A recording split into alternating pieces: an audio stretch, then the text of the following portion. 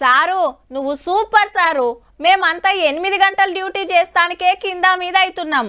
6 గంటలైతే బాగుండు అనుకుంటున్నాం. నువ్వేంది సారు డబుల్ షిఫ్ట్ చేస్తున్నావు? అది కూడా ఆ పనులకు మాట రాకుండా ఈ పనులకు మాట రాకుండా. అమ్మో గింత రిస్క్ తీసుకున్నాడు అందరితోని కాదయ్యా. అయ్యో ఇంతకు ఎవలో ఏం పనో చెప్పలేదు కదా.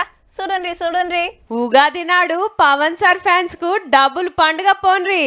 కొత్త సినిమా టాకీస్ లకు వస్తాంది. మళ్ళా అభిమానులను ఖుషి చేస్తానికి ప్రీ రిలీజ్ ప్రోగ్రామ్ పెడితే ఆటలు పాటలు జోరుగా నడిచినాయి. అబ్బా అంటే ఈయన రాసింది ఏంటంటే ఇచ్చి పడేసే గోత్రం ఇరగదీసే నక్షత్రం అంటే నేను అలా చెప్పలేను.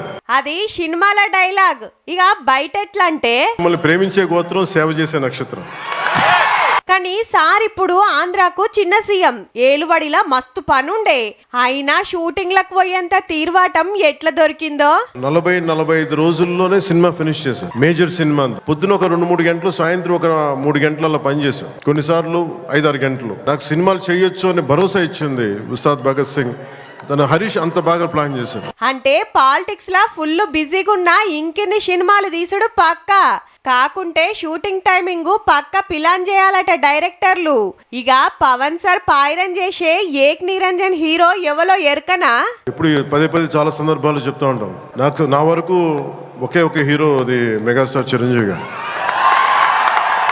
ఏ సినిమాలదేముందిరా, బిజినెస్ కోసం తీస్తారు. మనకు నచ్చితే చూస్తాం గంతే అనుకుంటాం. కానీ వెనకాల పెద్ద కథ ఉంటదుల్లా.